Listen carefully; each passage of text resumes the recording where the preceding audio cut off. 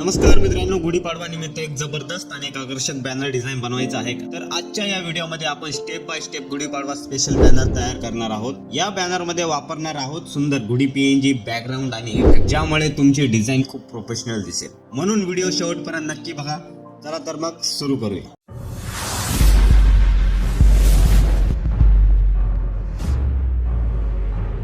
Photoshop मध्ये यायचं. Photoshop मध्ये आल्यानंतर या प्रकारची आपण सुंदर अशी डिझाईन क्रिएट केलेली आहे. तुम्ही थंबनेलला पाहिलीच असेल.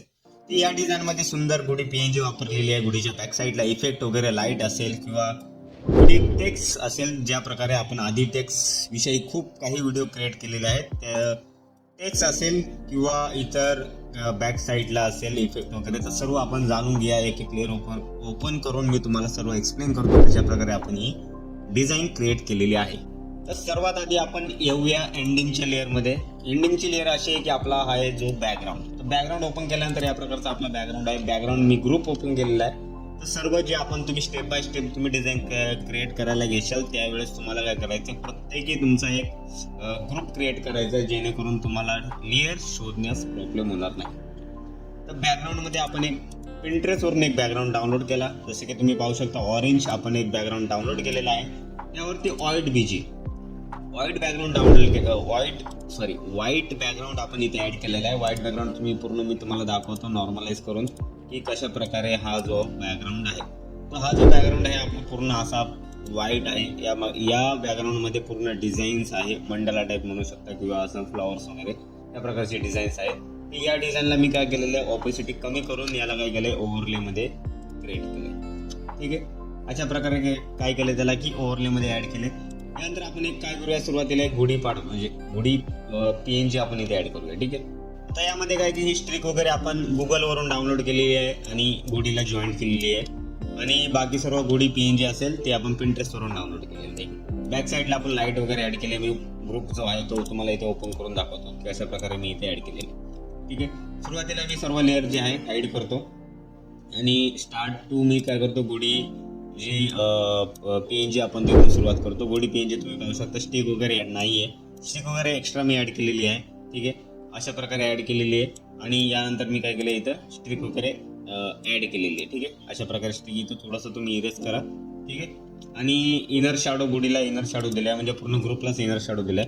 बॅक साईडला एक लाईट ऍड केली आणि त्या व्यतिरिक्त अजून एक अशी लाईट ऍड केली. ठीक आहे, आता यानंतर आपण घेऊया टेक्स्ट. आता टेक्स्ट विषयी जास्त काही एक्सप्लेन करण्याची गरज नाही, कारण टेक्स्ट विषयी ऑलरेडी आपल्या चॅनलवर 10-12 व्हिडिओ आलेले आहेत. तुम्ही जाऊन पहा. टेक्स्ट आपला प्ले लिस्ट मध्ये तुम्ही जाऊन पाहू शकता टेक्स्ट विषयी. टेक्स्ट मी सिंपली ते ओपन करतो ग्रुप आणि या प्रकारे मी बघा ग्रेडियंट वगैरे ऍड केले. ग्रेडियंट आणि एका टेक्स्टला काय केलं, रिटँगल ऍड केलं. ठीक आहे, मी आधीचा एक व्हिडिओ टाकलेला गणराया, त्यामध्ये मी एक्सप्लेन केले. अशा प्रकारचा सेम टेक्स्ट मी ते अप्लाय केलेले आहेत. तुम्ही तो व्हिडिओ जाऊन पाहू शकता. त्यानंतर मराठी नूतन वर्ष टेक्स्ट असेल, बग नावाचा टेक्स्ट आहे. ठीक आहे, त्यानंतर वरच्या साईडला मी काय केले, टेक्स्ट ऍड केले कोकणीस नावाचं.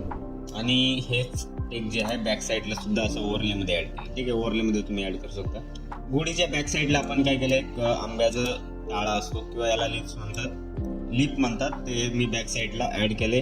आणि टेक्स्टच्या बॅक साईडला डार्क करण्यासाठी मी काय केलेलं आहे, एक ब्रश ऍड केला. ठीक आहे, अशा प्रकारे एक ब्रश ऍड केला आणि त्याला ओव्हरले मध्ये ठेवून त्याची ऑपोसिटी काय केलेली, कमी केलेली. आता इथं ऑपोसिटी वाढवली, अशा प्रकारे तुम्हाला दिसून येईल. ठीक आहे, आता यानंतर काय केलं, स्काय. आता हे स्काय म्हणजे मी एक नॉर्मली एक ब्रश इथं ऍड केलेलं, ब्रश मी इथं ऍड केलेलं आहे आणि त्याला काय दिलेलं आहे, स्काय नाव दिलेलं आहे. आता इथं दोन प्रकारचे सेम स्काय, बट काय केलेलं आहे, त्याला थोडंसं ओव्हरलॅप बॅकग्राऊंडमध्ये मर्ज करण्यासाठी मी त्याची ऑपोसिटी काय केलेली आहे, कमी केलेली.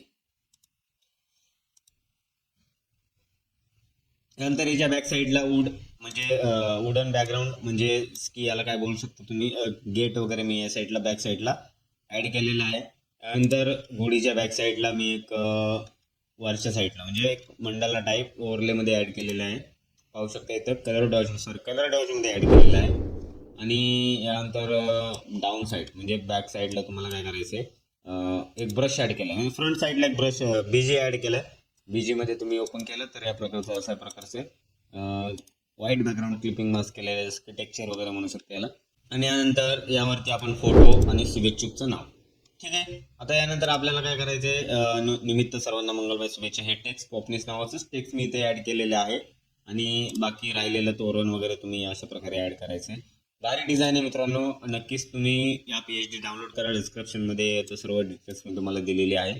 PLP असेल, PhD असेल, सर्व काही. आणि आधीचे सुद्धा व्हिडिओ तुम्ही नक्की जाऊन पहा.